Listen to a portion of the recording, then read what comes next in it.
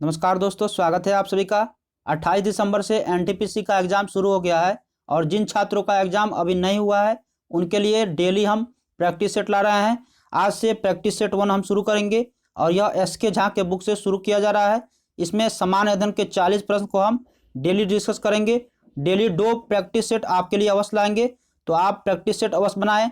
जिन छात्रों का एग्ज़ाम नहीं हुआ है उनको मैक्सिमम प्रश्नों का रिविज़न करना आवश्यक है, तो आप डेली 1 से 2 प्रैक्टिस सेट अवश्य बनाएं।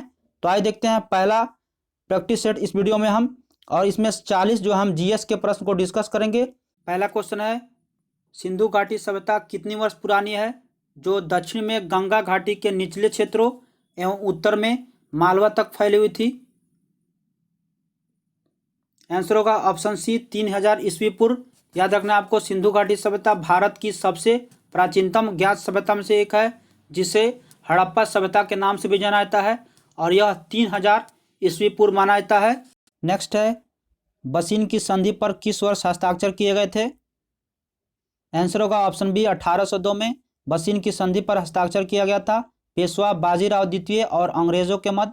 तो याद रखना है आपको, बसीन की संधि पर हस्ताक्षर 1802 में किया गया था। नेक्स्ट है, मद्रास में बेस समाज की स्थापना कब की गई थी?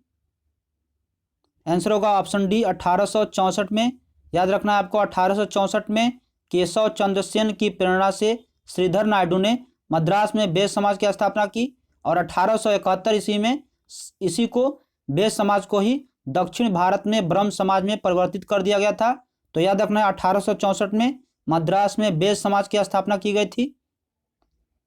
नेक्स्ट है, 1915 से 16 में स्थापित होम रूल लीग निम्न में से किस सहायक इकाई के रूप में काम करती थी? आंसर होगा ऑप्शन बी भारतीय राष्ट्रीय कांग्रेस। याद रखना है आपको, होम रूल लीग के माध्यम से कांग्रेस में नरमपंथी एवं गर्मपंथी में मतभेद को कम करना था, तो सहायक इकाई के रूप में भारतीय राष्ट्रीय कांग्रेस काम करती थी। नेक्स्ट है, शिमला समझौता 1972 में हुआ था, वह किसके मध्य हुआ था और इस पर हस्ताक्षर किसके किए गए थे? इसका आंसर होगा ऑप्शन बी इंदिरा गांधी और ZA भुट्टो के द्वारा। आपको याद रखना है, भारत और पाकिस्तान का जो युद्ध हुआ था 1971 में, उसके बाद 1972 में शिमला समझौता किया गया था भारत और पाकिस्तान के मध्य। तो आपको याद रखना है, शिमला समझौता 1972 में किया गया था। यह प्रधानमंत्री भारत की ओर से श्रीमती इंदिरा गांधी थी और पाकिस्तान की ओर से जुल्फिकार अली भुट्टो थे। तो इन्हीं 2 प्रधानमंत्रियों के बीच जो है 1972 में ये जो शिमला समझौता के नाम से जाना जाता है, और यह 1971 में पाकिस्तान द्वारा इसमें पराजित हुआ था। तो उसका लगभग 96,000 इसमें फौज जो है भारत में जेल में बंद थे। तो इसी के मध्य जो है भारत और पाकिस्तान के मध्य जो है शिमला समझौता हुआ था। तो याद रखना आपको, इंदिरा गांधी और ZA भुट्टो के द्वारा 1972 में किया गया था शिमला समझौता। नेक्स्ट है, एक ग्लाइपो यानी ड्रैगन राजा के रूप में स्थापित किया गया था। आंसर होगा ऑप्शन सी उज्ञेन वांगचुक को। 1907 में उज्ञेन वांगचुक को भूटान के वंशानुगत शासक के रूप में यानी वहाँ के राजा के रूप में 1907 में चुना गया था।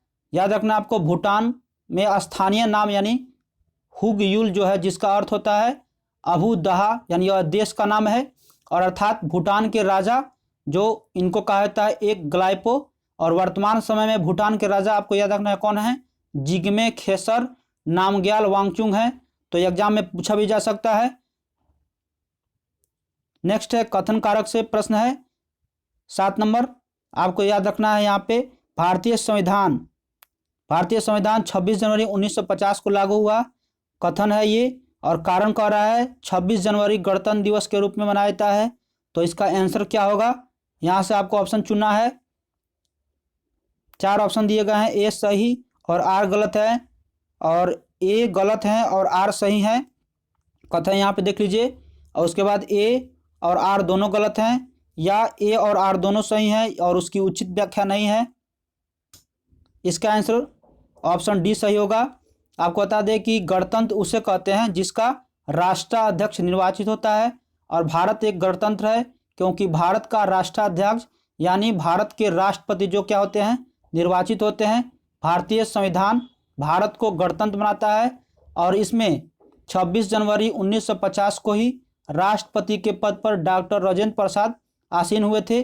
तो इसी कारण से प्रत्येक वर्ष यानी 26 जनवरी को गणतंत्र दिवस के रूप में हम मनाते हैं। नेक्स्ट है, राज्य की नीतियों के निर्देशन के सिद्धांत के बारे में कथन दिया हुआ है। इनमें से कौन सा कथन गलत है उसके बारे में बताना है। पहला कथन कह रहा है नीतियों बनाने और कानून को अभिनीत करते हुए राज्य को ध्यान रखने वाले आदर्शों को दर्शाता है। दूसरा कथन है वे समुदाय के कल्याण को बढ़ावा देते हैं, इसलिए सामाजिक और समाजवादी हैं। तीसरा कथन है वे उल्लंघन के लिए अदालतों द्वारा कानूनी तौर पर परिवर्तनीय हैं। और चौथा कथन है वे अपने आप परिवर्तनीय होते हैं, इनके कार्यान्वयन के लिए किसी भी कानून की आवश्यकता नहीं होती है। तो इनमें से कौन सा कथन गलत है, ऑप्शन बताना है आपको।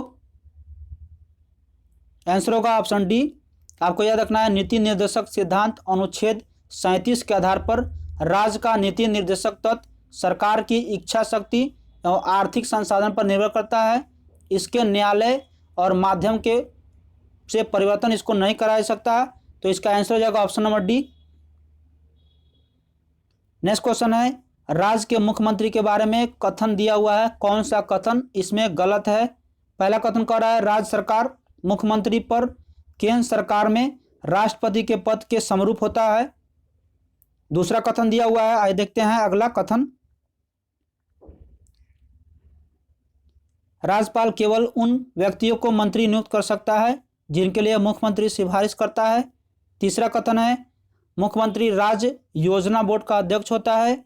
और चौथा कथन है राज्यपाल द्वारा मुख्यमंत्री को तब तक निष्कासित नहीं किया जा सकता जब तक उसके पास विधानसभा में बहुमत प्राप्त हो। इसका आंसर हो जाएगा ऑप्शन नंबर ए। याद रखना आपको आंसर इसका ऑप्शन ए होगा।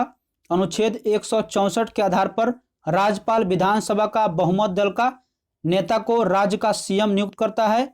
किस अनुच्छेद के तहत? तो 164 के तहत सीएम नियुक्त करेगा। और राज्य में सीएम का स्थान वही होता है जो केंद्र में पीएम का होता है। और राज्य कार्यपालिका का वास्तविक प्रधान जो है सीएम ही होता है। जिस प्रकार देश का कार्यपालिका का प्रधान कौन होता है? तो पीएम। तो उसी प्रकार राज्य के कार्यपालिका का प्रधान सीएम होता है। और सीएम अपने पद पर तब तक बने रहेंगे जब तक उन्हें विधानसभा में बहुमत प्राप्त हो। नेक्स्ट क्वेश्चन है ब्लू मून क्या होता है? आइए देखते हैं इसका आंसर क्या होगा। ब्लू मून क्या है? आंसर होगा ऑप्शन बी। महीने में आने वाला दूसरा पूरा चांद को ब्लू मून के नाम से जाना जाता है। ब्लू मून उसे कहा जाता है जब एक ही माह में 2 पूर्णिमा हो। नेक्स्ट है ब्लैक रॉक रेगिस्तान कहाँ स्थित है? आंसर होगा ऑप्शन सी चीन में। ब्लैक रॉक रेगिस्तान चीन में स्थित है। नेक्स्ट है क्षेत्रीय ग्रामीण बैंकों का नियंत्रण और नियमन कौन सा केंद्रीय बैंक करता है? आंसर होगा ऑप्शन सी नाबार्ड। नाबार्ड की स्थापना कृषि शाख का निर्माण करने के लिए कृषि कार्य के क्षेत्रों में ग्रामीण बैंक सहकारिता बैंक के रूप में ऋण उपलब्ध कराने के लिए किया गया था। शिवरामन समिति के सिफारिश पर 1982 में नाबार्ड की स्थापना की गई थी। तो याद रखना है आपको नाबार्ड की स्थापना 1982 में किया गया था। और इसका काम क्या है? क्षेत्रीय ग्रामीण बैंकों को नियंत्रण और उसे ऋण सुविधा उपलब्ध कराना। नेक्स्ट है यूएनडीपी का उद्देश्य क्या है? इसका आंसर हो जाएगा ऑप्शन नंबर ए आर्थिक नियंत्रण और सामाजिक विकास को गति प्रदान करने के लिए तकनीकी सहायता प्रदान करना। संयुक्त राष्ट्र संघ इकाई यूएनडीपी के आर्थिक एवं सामाजिक विकास के माध्यम से गरीबी का आकलन करते हुए उस पर नियंत्रण का काम करता है। इसकी स्थापना कब की गई थी? तो याद रखना आपको 1965 में इसकी स्थापना किया गया था यूएनडीपी की। और 1990 से मानव विकास सूचकांक इसी के द्वारा जारी किया जाता है। जो किस आधार पर जारी किया जाता है? शिक्षा, जीवन प्रत्याशा और आय को आधार में देखते हुए यह 1990 से यह जारी किया जाता है मानव विकास सूचकांक यूएनडीपी के द्वारा। नेक्स्ट है विश्व जल दिवस कब मनाया जाता है? इसका आंसर हो जाएगा ऑप्शन नंबर सी 22 मार्च को। प्रत्येक वर्ष 22 मार्च को विश्व जल दिवस के रूप में मनाया जाता है। 1992 से पृथ्वी सम्मेलन का जब आयोजन रियो डी जेनेरो में किया गया था तो उसके बाद से 1993 से प्रत्येक वर्ष विश्व जल दिवस के रूप में मनाने का निर्णय लिया गया। नेक्स्ट है प्रसिद्ध तिरुमाला मंदिर किस पहाड़ी पर स्थित है? इसका आंसर होगा ऑप्शन नंबर डी, वेंकटाद्रि में है। यह आंध्र प्रदेश के चित्तूर में है, तिरुमाला पहाड़ी पर। याद रखना आपको, वेंकटाद्रि पहाड़ी पर यह स्थित है, प्रसिद्ध तिरुमाला मंदिर। नेक्स्ट जो है प्रश्न है न्यूमेरिकल है, तो इसको मैं आंसर बता दूंगा, आप इसको बना लीजिएगा। 6000 एंगस्ट्रम तरंगदैर्घ्य का एक वर्णित प्रकाश जो है निर्वात से 15 अपवर्तनांक वाले माध्यम में प्रवेश करता है।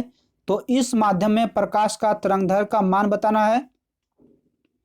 इसका आंसर होगा 16 नंबर का ऑप्शन नंबर सी, 4000 एंगस्ट्रम। आप इसको बना लीजिएगा, न्यूमेरिकल दिया हुआ है ये। नेक्स्ट है नीचे जो दिए गए हैं बल और विस्थापन की दिशा के बीच का कोण दिया हुआ है 90 डिग्री। तो इसके द्वारा किया गया कार्य का मान बताना है आपको। इसका आंसर होगा 0, ऑप्शन नंबर डी इसका सही आंसर होगा। नेक्स्ट है एक सरल लोलक के आवर्त गति संपन्न करने वाले कण का समय विस्थापन समीकरण दिया जाता है y बराबर 3 sin 10t। इसका आंसर बताना है आपको। आंसर होगा इसका ऑप्शन सी, 10/2 पाई hd। नेक्स्ट क्वेश्चन देखते हैं 19 नंबर से। नेक्स्ट है प्रकाशीय तंतु किस सिद्धांत पर कार्य करता है? आंसर होगा ऑप्शन नंबर बी, पूर्ण आंतरिक परिवर्तन। प्रकाशीय तंतु जिसे ऑप्टिकल फाइबर कहते हैं, यह पूर्ण आंतरिक परिवर्तन सिद्धांत पर कार्य करता है। नेक्स्ट है एसी और डीसी के किसके रूप में होते हैं? आंसर होगा ऑप्शन नंबर ए, चार्ज के प्रवाह के रूप में। एसी यानी अल्टरनेटिंग करंट और डीसी डायरेक्ट करंट चार्ज के प्रवाह या धारा के रूप में ये होते हैं। ऑप्शन ए इसका सही आंसर होगा। नेक्स्ट है किसी गैस का वाष्प घनत्व जो है 35.5 है, तो यह आयन बनाता है जिस पर आवेश रहेगा। आंसर होगा option number B, ampere per metre square. याद रखना आपको, किसी गैस का वाष्प घनत्व अगर इतना है तो आयन अगर बनेगा, तो ये इसका सही आंसर हो जाएगा। आप इसको बना लीजिएगा, ऑप्शन नंबर बी इसका सही होगा। नेक्स्ट है किसी वस्तु का ताप निर्देशिक है। आंसर होगा ऑप्शन नंबर बी, पदार्थ के अणुओं की औसत ऊर्जा का। किसी वस्तु का ताप निर्देशक जो होगा पदार्थ के अणुओं की औसत ऊर्जा। नेक्स्ट है यदि एक पदार्थ का पीएच मान 7 से कम है तो इसे माना जाएगा। आंसर होगा ऑप्शन नंबर सी, एसिड यानी तेजाब। यदि किसी पदार्थ का पीएच मान 7 से कम होता है तो उसे अम्लीय या एसिड या तेजाब मानाता है। आपको याद रखना है, कुछ पीएच मान जो है हमेशा पूछा जाता है, उसको आप नोट कर लीजिएगा। दूध का होता है 6.4, मानव रक्त का कितना होता है 7.3 से 7.5, और मानव के लार का पूछा जाता है 6.5 से 7.5, मानव के मूत्र का 4.8 से 8.4 होता है, शुद्ध जल का 7 पीएच मान होता है और समुद्री जल का 8.4 होता है। तो याद रखना है आपको, पीएच स्केल जो होता है 0 से लेकर 14 के बीच होता है, और जिन पीएच का मान 7 से कम होता है वे अम्लीय होते हैं, और जिन पीएच का मान 7 से अधिक होता है वे क्षारीय होते हैं, और जिनका पीएच मान 7 के बराबर होता है उसे उदासीन कहा जाता है। पीएच स्केल का उपयोग जैसे चीनी हो गया, कागज हो गया, इन सभी उद्योगों में इसका उपयोग किया जाता है। तो आपको याद रखना है, इससे एक प्रश्न जो है हमेशा एग्जाम में पूछा जाता है। नेक्स्ट है सबसे कठोर पदार्थ बताना है, इनमें से दिया हुआ है सबसे इनमें से कठोर पदार्थ कौन सा है? आंसर इसका होगा ऑप्शन ए, हीरा। हीरा जो है सबसे कठोर पदार्थ है। याद रखना आपको, यहाँ पे पदार्थ पूछ रहा है। हीरा जो है विद्युत का कुचालक होता है, और इसका घनत्व जो है बार बार पूछा जाता है, तो आप नोट कर लीजिए। हीरा का घनत्व जो होता है 3.52 होता है, अपेक्षिक घनत्व इसे कहते हैं। और हीरा ग्रेफाइट का कास्ट चारकोल या बोन चारकोल या रक्त चारकोल, ये सभी जो है कार्बन के अपरूप होते हैं। और सीसा जो है सर्वाधिक अस्थायी तत्व है, यह याद आपको रख लीजिए, नोट कर लिए इसको। नेक्स्ट है निम्नलिखित में से चिकित्सा विज्ञान की कौन सी प्रशाखा यकृत के उपचार या अध्ययन से संबंधित है? आपको बताना है चिकित्सा विज्ञान का अध्ययन जो है क्या कहलाता है, इसको पलट के पूछा जाता है। तो इसका आंसर होगा हेप्टोलॉजी। याद रखना है आपको, हेप्टोलॉजी है चिकित्सा विज्ञान की शाखा है। और कुछ जो यहाँ पे दिया हुआ है उसको भी बता देता हूँ। यहाँ पे जो दिया हुआ है हेप्टोलॉजी जो है या जिगर के अंतर्गत या लीवर के पित्ताशय के थैली के अंतर्गत आता है। और जो दिया हुआ है हेल्कोलॉजी, ये जो है अल्सर का अध्ययन किया जाता है। और जेरियोटिक्स जो दिया हुआ है यह बुजुर्ग यानी ओल्ड पीपुल के स्वास्थ्य की देखभाल के लिए इसका किया जाता है। नेक्स्ट है बादलों का रंग जो है सफेद किसके कारण दिखाया जाता है? आंसर होगा ऑप्शन नंबर डी, प्रकाश के प्रकीर्णन के कारण। आपको याद रखना है बादलों का रंग जो है सफेद प्रकाश के प्रकीर्णन के कारण होता है। नेक्स्ट है निम्न में से किस युग के दौरान डायनासोर युग जो था फले फूले थे? आंसर होगा ऑप्शन डी, मेसोजोइक इरा इसको कहते हैं। मेसोजोइक काल में डायनासोर जो है फले फूले थे। नेक्स्ट है एक सीरियल पोर्ट क्या कर सकता है? इसका आंसर हो जाएगा 29 नंबर का, एक सीरियल पोर्ट जो है यहाँ पे पूछ रहा है क्या कर सकता है? इसका आंसर हो जाएगा ऑप्शन नंबर सी, ए और बी। केवल हार्ड ड्राइव से जानकारी स्थानांतरित करेगा और केवल हार्ड ड्राइव को जानकारी उसमें स्थानांतरित करेगा, दोनों। इसका आंसर जो है सही है, हार्ड ड्राइव से जानकारी को स्थानांतरित करता है और हार्ड ड्राइव को जानकारी स्थानांतरित करता है। नेक्स्ट है प्रकृति के क्लीनर के रूप में कौन से हैं? 30 नंबर का आंसर बताना है आपको। आंसर होगा ऑप्शन नंबर सी, विघटन। विघटन या विघटक प्रकृति के सफाई कर्मी जिसे कहलाते हैं। वे सूक्ष्म जीव होते हैं, जीवाणु, विषाणु, कवक, प्रोटोजोआ, ये सभी जो है प्रकृति के क्लीनर्स हैं। नेक्स्ट जो दिया हुआ है न्यूमेरिकल है, दोलन करते हुए लोलक का गोलक 100 सेकंड के मध्य बिंदु से 100 बार गुजरता है तो इसकी आवृत्ति क्या होगी? इसको आप बना लीजिएगा। इसका आंसर मैं बता देता हूं 31 नंबर का, ऑप्शन सी नंबर हो जाएगा 0.5। नेक्स्ट देखते हैं, हाल ही में नाबार्ड के नए अध्यक्ष के रूप में किसे नियुक्त किया गया है? करंट अफेयर से प्रश्न है, हाल ही में नाबार्ड के नए अध्यक्ष के रूप में किसे नियुक्त किया गया है? आंसर होगा option number C, Govind Rajula Chintala को हाल ही में नाबार्ड के अध्यक्ष के रूप में किया गया है। तो नाबार्ड का फुल फॉर्म भी आपको याद रखना चाहिए, यह भी कभी कभी पूछा जाता है। नाबार्ड का फुल फॉर्म होता है national bank for agriculture and rural development. इसकी स्थापना कब हुई थी? तो 1982 में हुआ था। इसका मुख्यालय भी कहाँ है? तो मुंबई में है। नेक्स्ट है, हाल ही में प्रसिद्ध व्यक्ति अजीत जोगी का निधन हुआ, वह किस राज्य से पहले मुख्यमंत्री थे? आंसर होगा option number A, Chhattisgarh. Ajit Pramod Kumar Jogi एक भारतीय राजनेता थे जो छत्तीसगढ़ के प्रथम मुख्यमंत्री रह चुके हैं और इनका निधन 29 मई को 2020 में हुआ। नेक्स्ट है, विश्व पर्यावरण दिवस वर्ल्ड इन्वायरमेंट डे प्रत्येक वर्ष मनाया जाता है। आंसर होगा ऑप्शन नंबर ए, 5 जून को। प्रत्येक साल 5 जून को वर्ल्ड इन्वायरमेंट डे यानी पर्यावरण दिवस मनाया जाता है। इसका 2020 में थीम क्या था? Celebrate biodiversity. तो यह एग्जाम में थीम से प्रश्न जो है अवश्य पूछा जाता है, तो आपको याद रखना चाहिए। नेक्स्ट है, केंद्र सरकार ने हाल ही में कोलकाता पोर्ट ट्रस्ट का नाम बदल के अब क्या कर दिया? आंसर होगा ऑप्शन नंबर सी, श्यामा प्रसाद मुखर्जी। श्यामा प्रसाद मुखर्जी के नाम पर हाल ही में कोलकाता बंदरगाह का नाम कर दिया गया है और यह वर्ष 2020 में 150वां वर्षगांठ के अवसर पर यह चेंज किया गया प्रधानमंत्री के द्वारा। इस बंदरगाह का नाम अब घोषणा कर दिया गया है 12 जनवरी से। तो याद रखना है आपको, कोलकाता पोर्ट ट्रस्ट का नाम अब बदल दिया गया है। श्यामा प्रसाद कौन थे? तो श्यामा प्रसाद मुखर्जी जनसंघ यानी बीजेपी के संस्थापक थे जिनका जन्म 1901 में कोलकाता में ही हुआ था। तो इन्हीं के 150वें जन्मदिन पर इसका नाम बदल के अब कर दिया गया। नेक्स्ट है, हाल ही में केरल की पहली महिला डीजीपी नियुक्त की गई हैं। आंसर होगा ऑप्शन नंबर सी, आर श्रीलेख। याद रखना आपको, 1981 बैच के ये आईपीएस अधिकारी हैं जो केरल की पहली जो है महिला डीजीपी बनी है, श्रीलेख। नेक्स्ट है, हाल ही में हुई घोषणा के अनुसार कहां पर दुनिया का सबसे बड़ा प्लेटफॉर्म यानी 1400 मीटर बनेगा? आंसर होगा option number B, Hubli station. याद रखना आपको, कर्नाटक के हुबली स्टेशन पर दुनिया का सबसे लंबा प्लेटफॉर्म बनने जा रहा है जिसकी लंबाई 1400 मीटर होगी। वर्तमान में इसकी लंबाई कितना है? सबसे बड़ा वर्तमान में जो प्लेटफार्म है गोरखपुर का है, इसका जो है 1366 मीटर है जो गोरखपुर का है।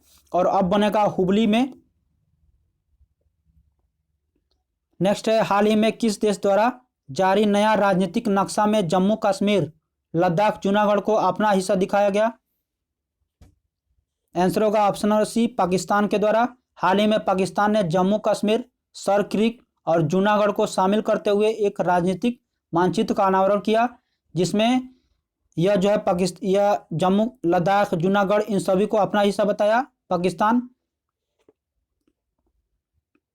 नेक्स्ट है, सितंबर 2020 में एनएसओ द्वारा जारी आंकड़ों के अनुसार वित्त वर्ष 2020 से 21 की पहली तिमाही में भारत का जीडीपी कितना प्रतिशत जो है दर्ज की गई है?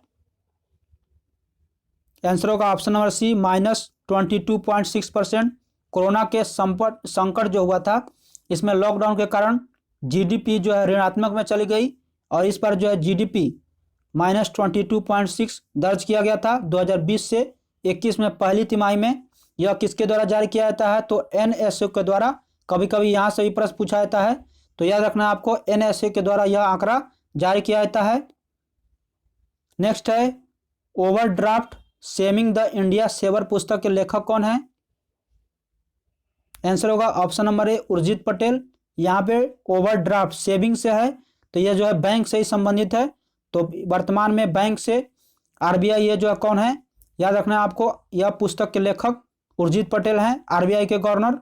और यह उर्जित पटेल जो है 24वें गवर्नर थे और वर्तमान में जो शशिकांत दास हैं यह 25वें हैं और उर्जित पटेल 24वें गवर्नर थे। तो यहाँ से भी प्रश्न पूछा जाता है, याद रखिएगा आप। कुछ जो है पुस्तक के नाम से भी प्रश्न पूछे जाते हैं, तो याद रखना है आपको। विश्वनाथन आनंद माइंड मास्टर के नाम से इन्होंने एक पुस्तक लॉन्च किया। ममता बनर्जी का इंडिया इन डिस्ट्रेस के नाम से एक पुस्तक लॉन्च किया गया है। तो पुस्तक और लेखक से एक प्रश्न जो है एग्जाम में सीधे पूछे जाते हैं। तो इसमें मैंने 40 प्रश्न जो है सामान्य अध्ययन के डिस्कस कराया। अगला जो है वीडियो आपको कल सुबह में मिलेगा। तो डेली आपको एक दोपहर में और एक मॉर्निंग में मिल जाएगा वीडियो। यहाँ से मैं 40 सामान्य अध्ययन के प्रश्न को डिस्कस करूँगा। तो वीडियो अच्छा लगे तो लाइक कर दे, शेयर करें। इसका पीडीएफ के लिए आप टेलीग्राम ज्वाइन कर सकते हैं, जिसका लिंक मैंने डिस्क्रिप्शन में दे दिया है। तो वहाँ से आप पीडीएफ प्राप्त कर सकेंगे। तो मिलते हैं नए अपडेट के साथ, तब तक के लिए जय हिंद, जय भारत। और जो दोस्त चैनल पर नए हैं सब्सक्राइब करके जुड़ जाइए।